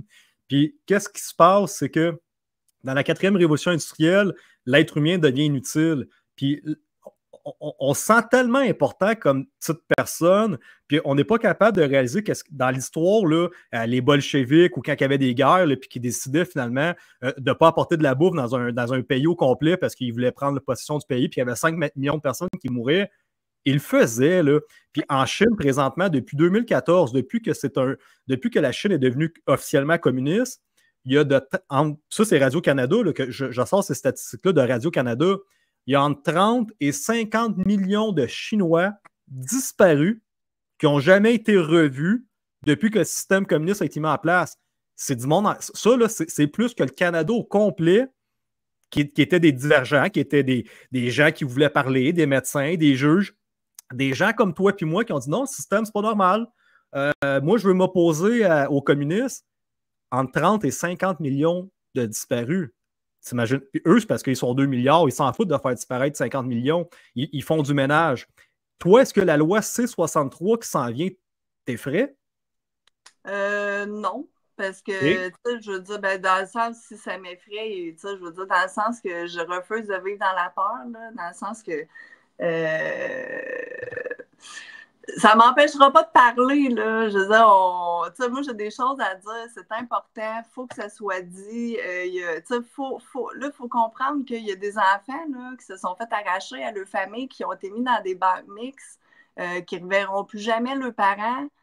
Mais finalement, on se rend compte, puis ça a sorti là, avec le rapport de la commission, là, Finalement, c'était des faux rapports. Ça a été bâti tout croche. Finalement, on se rend compte que les parents, ils n'auraient pas dû perdre 2 enfants. Là, hey, excuse-moi, là. On parle de briser des noyaux familiaux. On parle de détruire des vies à tout jamais, là. Y a-t-il quelqu'un qui va intervenir à quelque part? Moi, je ne peux pas faire autrement. Moi, si je ne fais pas ce que je fais, je suis inutile, là. Parce que, tu sais, je n'ai pas traversé tout ça, je n'ai pas vécu tout ça pour rien. Et puis, si j'ai vécu ça, ben, c'est justement pour pouvoir en parler et témoigner aujourd'hui de ça et faire en sorte, là, tout en mon pouvoir pour plus que ça se reproduise. Puis, tu sais, il va falloir qu'il se passe de quoi parce que là, tu sais, les pays occidentaux, on est les derniers remparts des droits humains, là. Tu sais, comprenez-les, moi, je me fais dire, là, ah, ben là, si t'es pas contente, va voir en Chine comment ça. Non, non, non, on veut pas aller voir en Chine, là. On veut garder, préserver nos droits fondamentaux, là. Compare-moi pas avec la Chine, là. On est en train de perdre, justement, là, ce qui est le plus précieux, là, tu sais, même le pouvoir de juste poser une question. Là, c'est rendu dangereux si tu déroges un peu du récif dominant. Tu sais, puis, en tout cas, avec tous les programmes de l'OMS qui mettent dans les écoles pour l'éducation sexuelle des enfants, c'est dramatique, là. On va traumatiser des enfants en leur montrant... destruction de la société. Ils détruisent les prochaines générations. Ça a un but, c'est un programme de dépopulation, briser la mentalité des gens, tenter de les rendre bisexuels, bi-âmes, toute cette chose-là. On le sait maintenant avec l'astrazine qui mettent les pesticides, les insecticides, la bouffe chimique. Maintenant, on voit de plus en plus de bioengineering food et tout ça. Ça veut dire que les enfants là, qui se prennent pour des chats, puis des chiens, puis des dauphins, puis qui ne savent pas c'est quoi leur sexualité, ils sont intoxiqués au plus profond de leur glande pinéale, leurs hormones, leur cerveau. Tout est débalancé. On boit de l'eau du lavabo sans arrêt. Ça contient du chlore, ça contient du fluor, ça contient plein de petites merdes. Puis après ça, on se demande pourquoi que les enfants ils veulent changer de sexe à 7 ans. Puis que, c'est parce que, c'est le programme de dépopulation. Ça amène la perversion dans les sociétés. Fait que ça crée de la chicane, ça crée de la division. Tu comprends-tu comment qu'ils mettent plein de petits sorts partout pour faire chier une société? C'est juste ça qu'on vit présentement, c'est la destruction des peuples. Oui, puis en même temps, tu sais, pour redonner un peu d'espoir, là, tu sais, moi, je pense que, tu sais, si je continue à faire ce que je fais, c'est parce que je pense qu'on peut faire une différence et on peut les arrêter. Moi, je pense que l'humanité n'est pas nécessairement vouée à être prisonnier là, de ces psychopathes, là, parce qu'on va se dire, c'est des psychopathes sociopathes là, qui gèrent ces affaires-là. Mais ça veut dire qu'il faut que des gens comme toi, comme moi, qui dénoncent de plus en plus, puis c'est surtout tous ceux qui sont des parents d'enfants dans les écoles primaires, les écoles secondaires. Moi, je n'ai jamais compris comment ça qu'il n'y a pas des parents qui sont allés plus loin dans leurs mesures puis qui ont laissé leur enfant se faire masquer 8-9 heures par jour, sachant très bien que c'est complètement des... tu as le masque d'en face après 20 minutes, tu as de la mort d'en face, tu as de l'humidité, c'est vraiment désagréable. Puis ces enfants-là, ils ont été drillés par des professeurs brainwashés de merde qui, si l'enfant avait le malheur de baisser son nez, là, les professeurs sont woke à côté. Hein? Tu comprends-tu que le système là, les a éduqués pour être woke et être des moutons dans la société? Fait qu'eux autres sont tous... En tout cas, je ne veux pas généraliser pour les professeurs, mais ils sont bien formatés dans le système. Puis... il laissait aucun lousse aux enfants. Là. Ah, il s'est tourné la tête pour parler à un de ses amis, tu es en punition, tu vas tuer ta grand-mère. Ils ont détruit une jeunesse complète. Écoute, il y a eu un temps où est-ce que les adultes allaient manger au restaurant, ils enlevaient le masque, puis leurs enfants étaient masqués à l'école à longueur d'année. Puis il faut comprendre qu'il y a des enfants qui étaient en famille d'accueil ou en centre jeunesse, où est-ce qu'ils ont eu des mesures, ils rentraient de l'extérieur, c'était 2 semaines confinés dans ta chambre, là. C'est du conditionnement. Non, mais c'est du conditionnement au futur. Ils s'en viennent avec des prochaines pandémies. Ça veut dire que là, tous les gens qui nous écoutent, s'il y a des policiers, s'il y a des avocats, s'il y a des juges, à un moment donné, puis la vraie vérité, là, Richard Martineau, c'est peut-être un exemple, puis j'espère qu'il va pogner 2 minutes de conscience, puis qu'il va commencer à réaliser qu'est-ce qu'il a dit dans le passé, parce que tous et chacun d'entre nous, à un moment donné, on va se retrouver à l'article de la mort, qu'il va falloir traverser de l'autre côté, puis que tu ne crois pas en Dieu ou que tu ne crois pas à la vie après la mort, je te le jure, peu importe qui tu es, quand tu vas le sentir que tu es dans tes dernières minutes, tu vas te poser une petite question, qu'est-ce qui se passe de l'autre bord? C'est sûr et certain que tu y penses. Puis je te dis, si tu as connu une mauvaise vie dans ta vie, puis que tu as fait des choses immorales, que tu as fait des choses frauduleuses, que tu as fait des crimes contre l'humanité qui étaient complètement inconscients, je te jure, tu t'en vas pas au paradis. Je te le jure, jure. Si tu n'as pas fait ta rédemption, puis que tu n'as pas fait des actes concrets pour dénoncer, pour te lever, pour te battre, puis empêcher qu'est-ce qui se passe, tu es damné en enfer. C'est sûr et certain, c'est garanti. Mais en tout cas, moi, c'est pour ça que je te dis que j'ai pas peur de la mort. Dans le sens que Exactement. peu importe ce qui va arriver, moi, je suis en paix avec ma conscience. Pour revenir à ta question de tantôt, oui, je suis tout pété en dedans, puis ça, c'est la réalité. Puis il y a des bouts vraiment rough, puis honnêtement, c'est une bénédiction d'avoir mon mari dans ma vie parce que c'est un homme qui m'accueille comme que je suis avec mes blessures. Puis, tu sais, ça prend ça parce que tu peux pas être accompagné de quelqu'un qui va perpétuer des violences.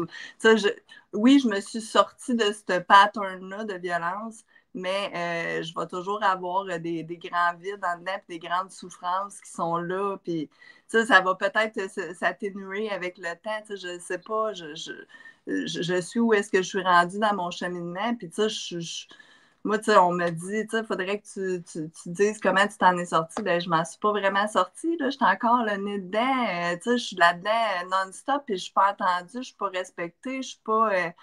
oui, par les gens qui m'appuient, qui me soutiennent, ma famille, mais je veux dire, les instances, les ministres, qu'on leur crie à tue-tête, ça va pas, on est ignoré.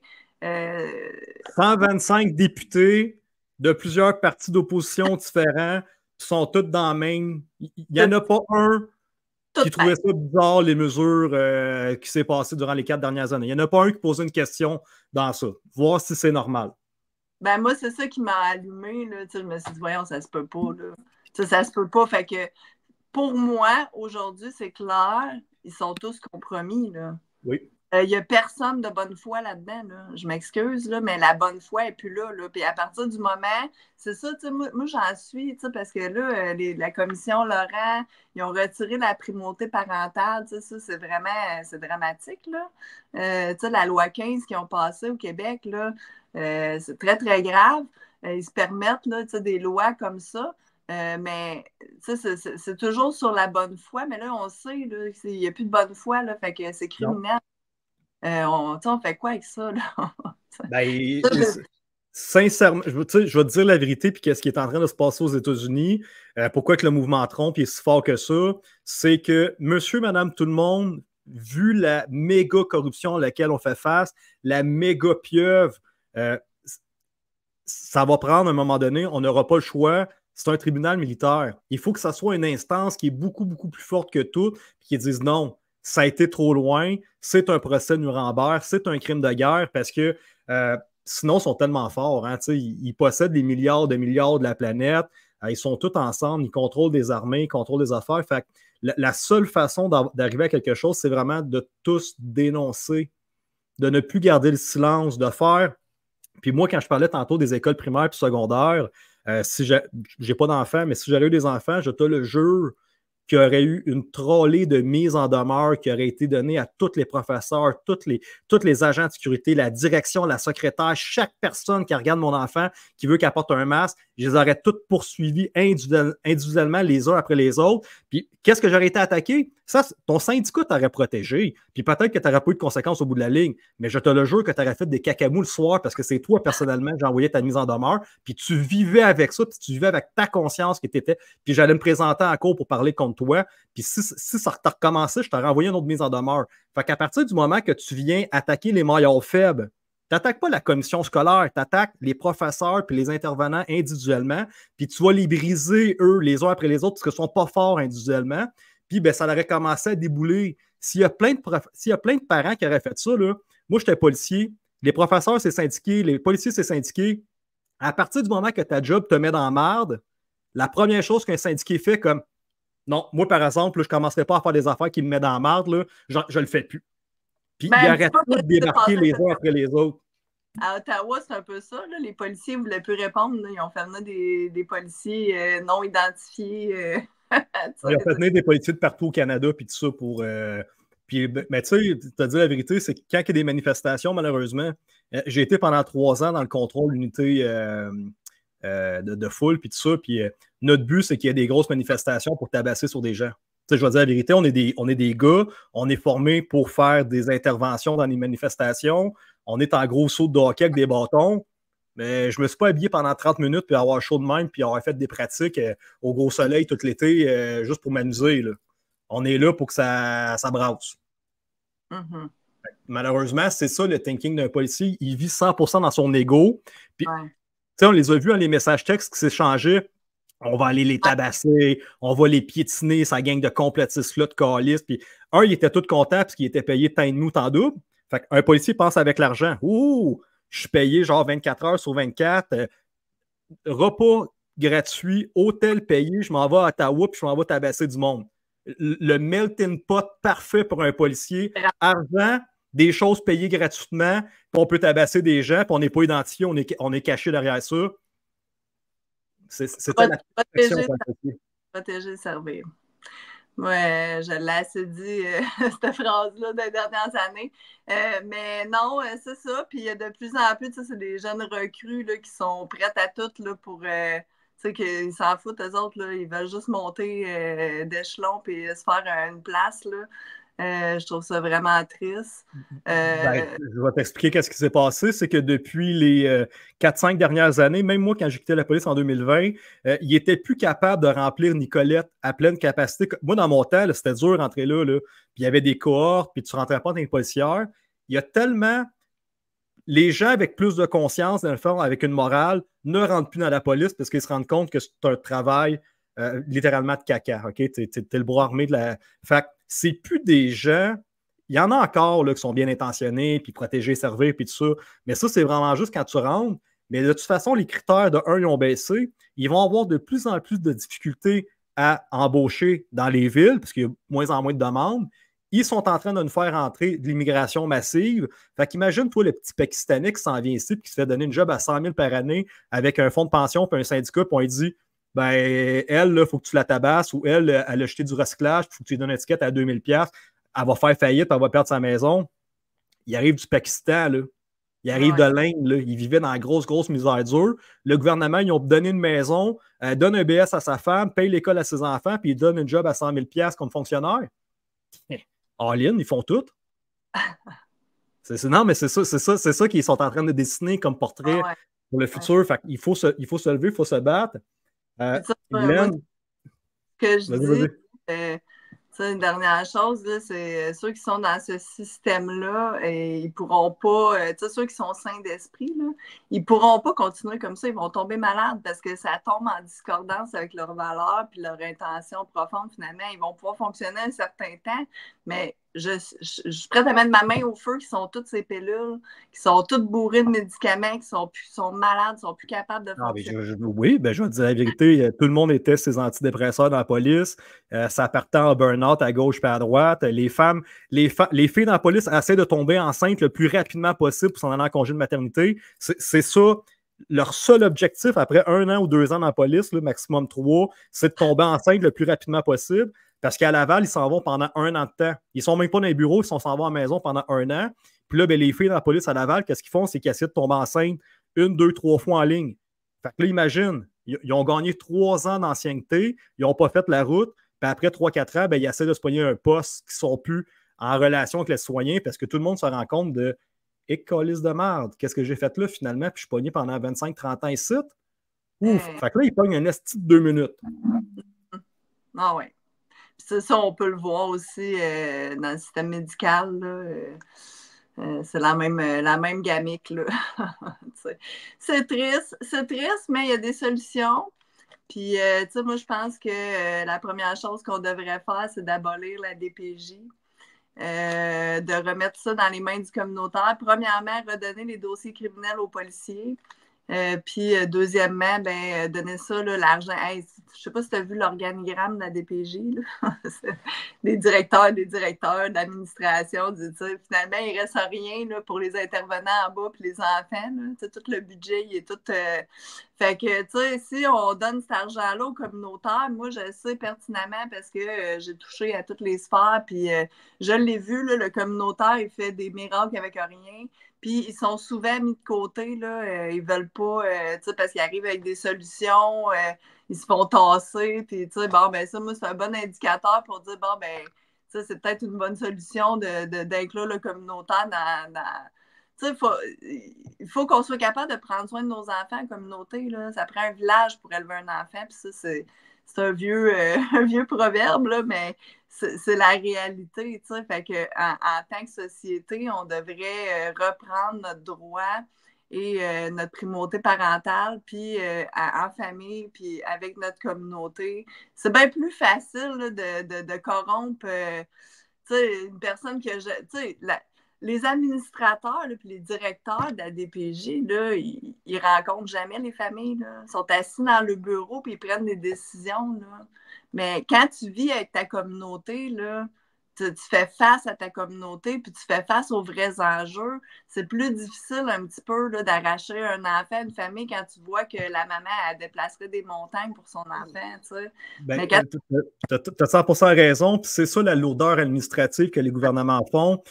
Plus qu'ils rajoutent des fonctionnaires dans le système, plus que ça dégage le champ de responsabilité des intervenants sur place. Ça veut dire que la machine est tellement lourde que le policier, tu sais, là, c'est ça le procès de Nuremberg, hein? Ah, ben, j'avais pas le choix, on m'a donné l'ordre. Mais c'est pas moi, finalement, c'est mon sergent qui m'a dit ça.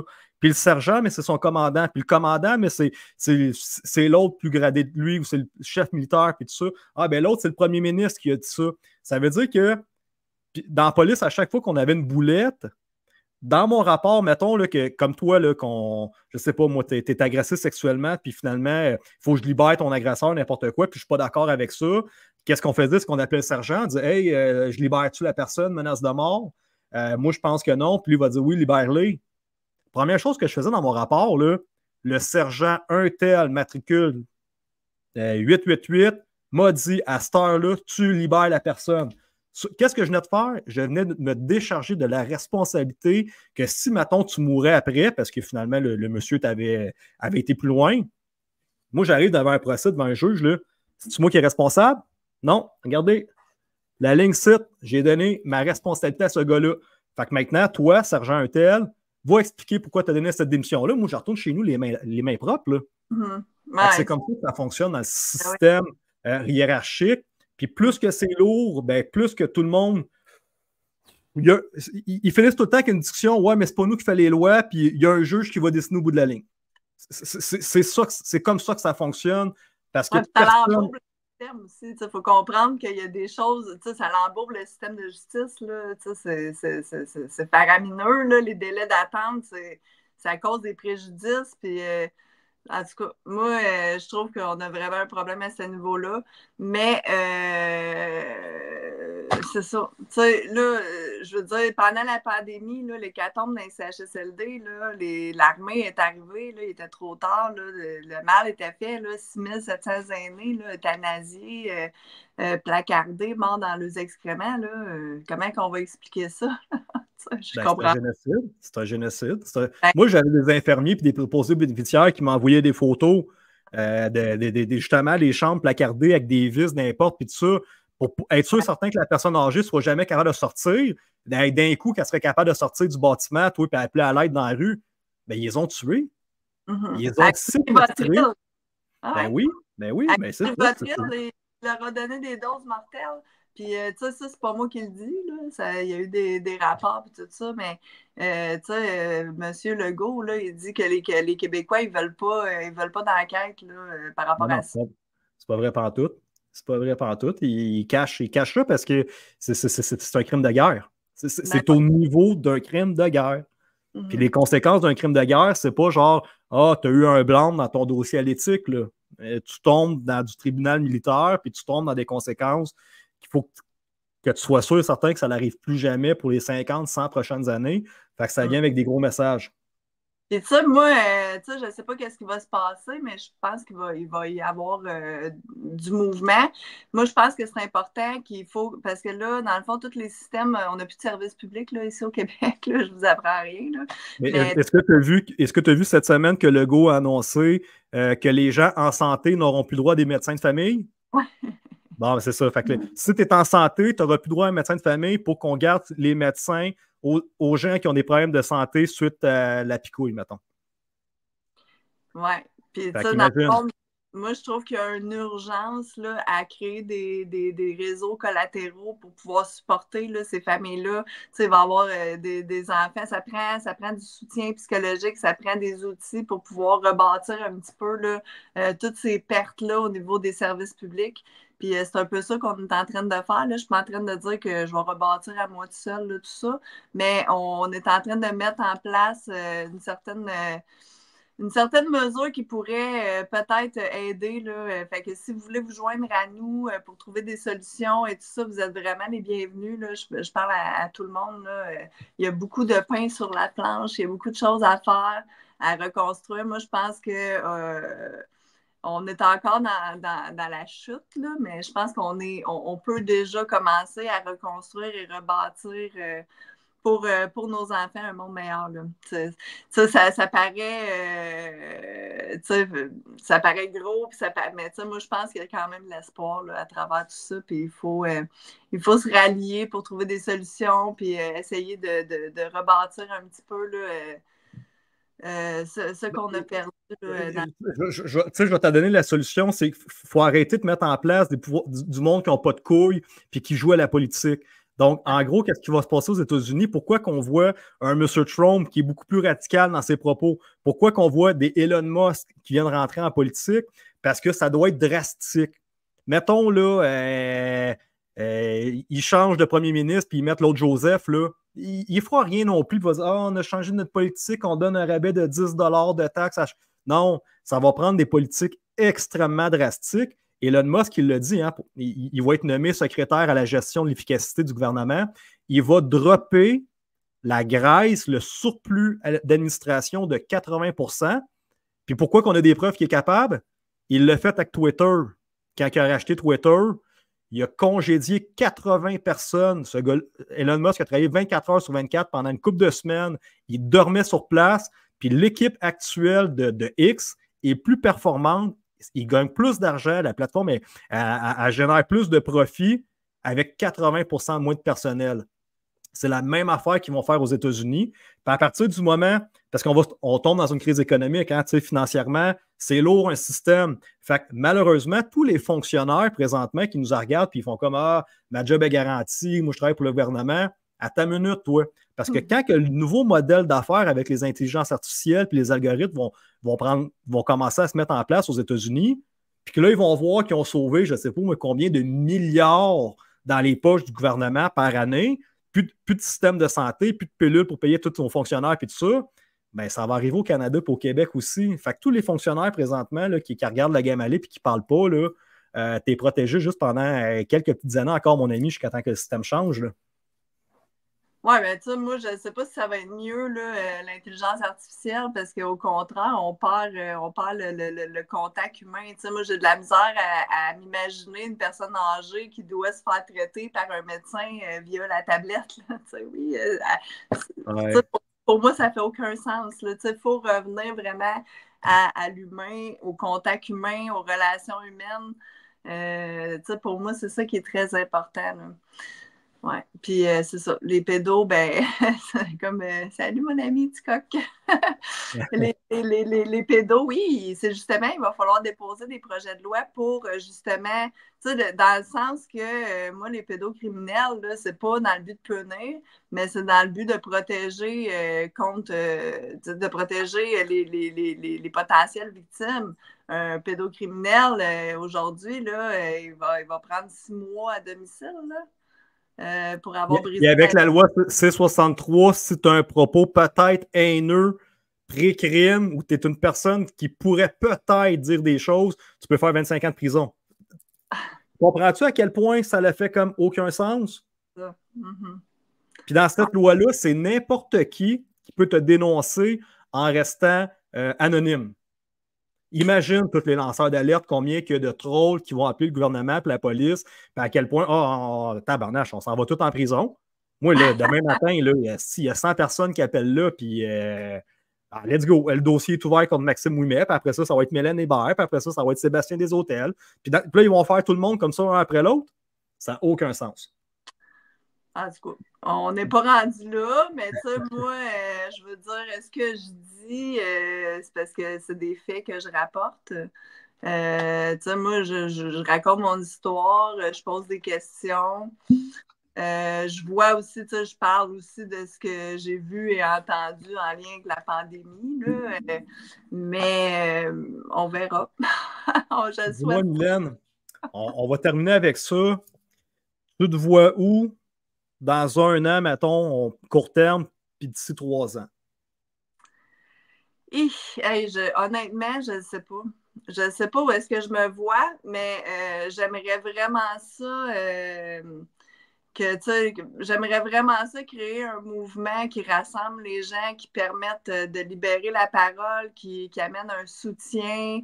Un peu tout ce que j'ai manqué, là, j'aimerais ça pouvoir le redonner et que ça fasse boule de neige là, et que les gens ils prennent l'initiative de créer ce mouvement-là, d'aller dans le même sens, là, puis que ça prenne l'expansion. J'aimerais vraiment ça. Est-ce que tu te sentirais à l'aise si éventuellement la possibilité se présenterait à toi de devenir directrice ou d'une organisation à but non lucratif, d'un mouvement comme ça ou de travailler? Tu sais, si à un moment donné, il y a un système 2.0 qui se met en place, là, puisque la DPJ, on s'est échangé des informations cette semaine, là, la DPJ dans un secteur est sous la tutelle. Là, des enquêtes criminelles contre la DPJ. Il y a du monde qui savent que ça va pas bien, là. Mais ce système-là, si tu le mets pas à terre au complet puis tu le rebâtis, ça va prendre des gens comme toi puis moi, à un moment donné, avec des gens qui ont une conscience, puis des gens, surtout, qui ont acquéri la vertu de s'être battus. Mm-hmm. C'est ça le problème. Puis, dans l'ancien temps, tu devenais chevalier quand tu avais acquéri la vertu d'avoir fait tes preuves. Fait qu'aujourd'hui, ben, tu as un bac parce que tu écris sans faute, toi, là, puis ChatGPT, ça n'existait pas dans le fond, dans le temps. Fait que tu étais capable de répondre à tes examens, puis tu as bien fait ça. Il te donne un poste de directeur, mais tu te calisses du monde bien raide. Tu veux ton salaire de 150 000 par année, tes fonds de pension, tes assurances dentaires, puis that's it, that's all. Fait que c'est des gens, malheureusement, qui sont dans des positions de ultra-pouvoir sans avoir acquis une conscience ou qu'est-ce qu'on appelle vertu, dans le fond. Puis la vertu, ben, ça s'acquiert avec le combat. Ça s'acquiert avec sur le terrain. Puis à un moment donné, mais tu as tellement eu la vie difficile que le bien et le mal, tu es capable de très bien le peser d'un côté de l'autre. Que ces gens-là, les fonctionnaires, ont une mauvaise gestion du bien et du mal parce que d'avoir le discernement de reconnaître l'intention aussi. Parce que, tu sais, il y en a, tu sais, il faut comprendre que c'est du contrôle mental, de la manipulation mentale. C'est pas tout le monde qui est à la même place. Tu sais, dans l'époque où est-ce qu'on vit, ça prend énormément de discernement. Puis, je pense qu'on va tous gagner à aller chercher cette vertu-là. Exactement. Mylène, je te laisse avec le mot de la fin. Oui, ben, vas-y. Pour le mot de la fin, ben écoute, je vous invite à participer en présentiel là, aux conférences, c'est super important. Ça va être enregistré et on garde ça, nous autres, dans nos archives, puis éventuellement, on voudrait peut-être faire de quoi avec ça. J'en dis pas plus, mais vous êtes les bienvenus là, pour les conférences. Il va y en avoir plusieurs. Si vous voulez une conférence dans votre région, vous pouvez écrire à l'adresse courriel qui est sur l'affiche, milenconférence@gmail.com et en faire la demande. Ça va me faire plaisir d'aller vous visiter dans votre région. Voilà. Merveilleux, Mylène. Et est-ce que tu as du soutien, mettons, de mes collègues blogueurs, si on pourrait dire, tu parles avec Sébastien Desautels demain, t'as-tu parlé avec Dan Pilon, Sam Grenier? J'ai du soutien. Dan Pilon, je suis pas sûre, c'est pas un sujet qu'il veut aborder nécessairement. J'ai approché plusieurs fois. C'est correct, là, c'est pas tout le monde qui veulent aborder ce sujet-là. Mais sinon, j'ai un soutien de la communauté, effectivement. Là, je trouve ça beau. Puis il y a plein de monde qui se greffe à moi aussi en arrière-plan qu'on voit pas. Là. Je suis pas toute seule en arrière de ça. J'ai toute une belle équipe qui est là, qui me soutiennent. Puis à tous les jours, il y a quelqu'un qui se rajoute, qui me dit hey, moi, je veux participer, je veux faire ma part, je veux faire une différence. Fait que, tu sais, puis il y en a gros qui ont vécu aussi des sévices, que ce soit sexuels ou avec la DPJ, qui me contactent, puis je veux me joindre à toi. Avant de partir, là, je voulais parler de l'action collective, un recours collectif qu'il y a contre la DPJ. Oui. C'est important d'en parler parce que c'est un recours, dans le fond, qui a été accepté à la Chambre supérieure, à la Cour supérieure. Là, ils n'ont pas demandé ils n'ont pas demandé d'appel. Fait que le recours, il est accepté. Si vous avez subi des isolements, des contentions en centre jeunesse, des contentions médicales, des abus sexuels ou physiques, vous êtes peut-être possiblement admissible. J'ai remis le lien, en tout cas le numéro de l'avocat à Maxime, fait que vous pouvez envoyer un email pour faire partie du recours collectif. C'est vraiment important que les gens ils s'inscrivent au recours. Plus qu'on va être de personnes, plus qu'on va avoir de poids. Et ça va leur coûter une beurrée parce que un moment donné, il va falloir qu'il y ait des conséquences à leur action. Là. Ils agissent en toute impunité. Et c'est vraiment... Je vais aller ouvrir l'image, Mylène, de justement, qu'est-ce que tu m'as envoyé? Ça, c'est le bureau d'avocat. Ouais, moi, je le vois pas.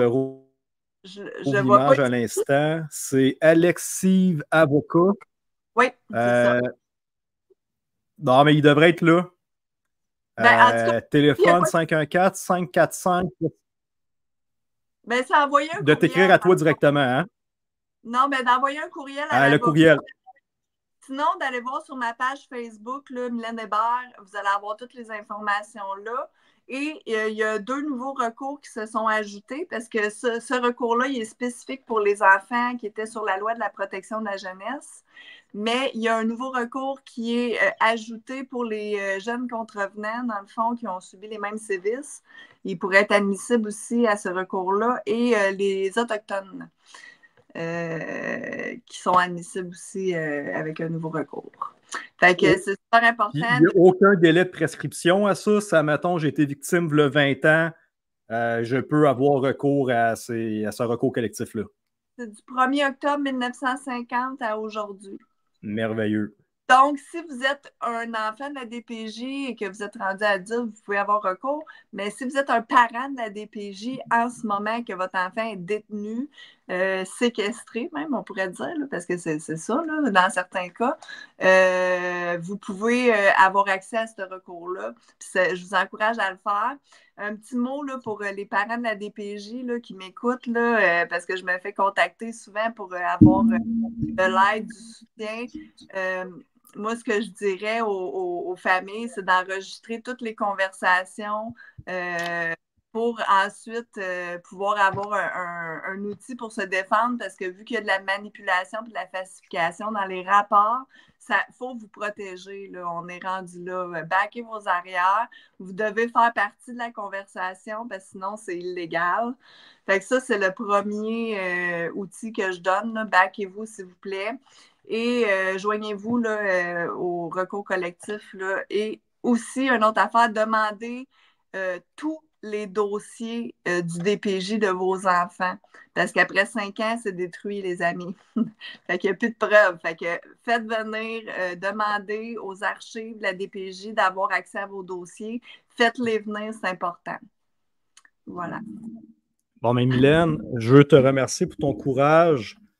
Je sais que c'est pas facile d'annoncer à grand public comme ça que tu as été victime dans ton passé, d'en parler et en plus de ça, de te mettre au rang de combat, littéralement. Tu t'exposes pour protéger toutes les prochaines générations d'enfants, les enfants actuellement qui sont encore pris dans ce système-là qui s'embourbe de plus en plus, qui devient de plus en plus lourd et malheureusement, si on laisse ça aller, c'est que la vérité, c'est que ça ne va pas s'en aller en s'améliorant, ça va s'empirer de pire en pire. Les intervenants vont être de moins en moins qualifiés, puis il va se passer de plus en plus, malheureusement, de choses non moralement acceptables. Donc, un gros merci. Ça me fait Partagez, plaisir. mes amis. Merci à toi pour ton accueil. J'apprécie vraiment. Puis salut Martin, léger. Yes! Martin qui est en Floride. Oui, il est en Floride. Ça fait longtemps que je ne l'ai pas vu. Salut Gloriane aussi. Je suis contente de te voir. Fait qu'on lâche pas. Puis merci à tous de vous impliquer là, puis de prendre l'initiative de vous aussi, là, vous mettre en avant puis de marcher à nos côtés. C'est important. Fait que c'est ça, merci pour le recours. Inscrivez-vous puis partagez-le avec le plus grand nombre possible. Là. Plus qu'on va être dans le recours, plus que ça va leur faire mal. Ça va avoir un impact, puis c'est là qu'on est rendu à un moment donné. Il faut avoir des impacts réellement concrets pour changer les choses, sinon ils rient littéralement des gens, puis ils continuent dans leur absurdité d'une corruption, mais le niveau de cette corruption-là, j'ai jamais vu ça de ma vie, ça n'a aucun sens. Là. À l'époque des enveloppes brunes, OK, tu donnes 50 000 à quelqu'un pour acheter le terrain de la ville, puis tout ça, gars. Mais là, ça, qu'est-ce qui se passe depuis 4 ans? C'est hallucinant. Les gens sont mis au silence. Patrick Provost perd son travail. Il faut que les gens vraiment réalisent que quand on tombe dans un système communiste, ça va être impossible de revenir en arrière. Tu sais, quand les gens comparent, là, ça, c'est la petite mentalité québécoise. Ben, si t'es pas contente, va-t'en en Chine. Les Chinois sont sortis dans les rues à plusieurs millions de personnes. Hein. Ça a duré 1 ou 2 journées, puis on n'a plus jamais entendu parler de manifestations en Chine. C'est ça qui est ça. J'ai fait une manif, je pense à Trois-Rivières, le Times, il y avait M. Legault qui était là, puis il y a plein de Chinois qui sont passés avec des chars et des pancartes qui disaient communiste chinois. En tout cas, il y avait plein d'écriteaux, puis ils faisaient la parade. J'avais trouvé ça. C'était spécial. Ils venaient nous avertir là, que le communiste chinois est en route pour le Québec. Ben, j'ai parlé à beaucoup de monde, des Vietnamiens, des Chinois, des gens qui ont fui il y a 20-30 ans leur régime communiste, puis ils me disent tout, Max, qu'est-ce qui se passe en ce moment? C'est exactement comme ça que ça commence dans nos pays. Tranquillement, petit pas par petit pas. Les gens, ben non, ça ne peut pas aller plus loin, ben non. Puis à un moment donné, boum, la porte s'est refermée. Essaie de ressortir de cette porte-là. C'est impossible. La vérité, c'est que c'est impossible. Oui, ben la vérité, c'est qu'on ne les laissera pas faire, puis on va tenir les uns les autres, puis on va y arriver. Là. Moi, je pense que c'est une question de temps. Puis, tu sais, moi, je l'ai vu là, en 5 ans, comment que ça a évolué. Tu sais, ça m'a permis de voir, mais ça m'a permis aussi de créer des liens, puis d'avoir de l'espoir, finalement, que je ne suis pas toute seule hein, qui voit clair. Puis, de plus en plus, la conscience collective est en train de fleurir et on a planté des graines, puis là, ben, bientôt, on va récolter. Bon, mais merveilleux. Un gros merci, Mylène. Je te souhaite une excellente soirée. Si tu as besoin de mon aide pour partager ces réseaux sociaux, tes conférences, si tu veux que j'aille écrire à un blogueur que tu aimerais, je travaille beaucoup en solo, je fais mes petites choses puis tout ça, mais si tu veux que je mette de la pression à des places, ça va me faire plaisir de mettre de la pression à des endroits qui peuvent faire avancer ton dossier. Merci, j'apprécie vraiment. Merci beaucoup. Salut tout le monde. Bonne soirée. Bye. Bye.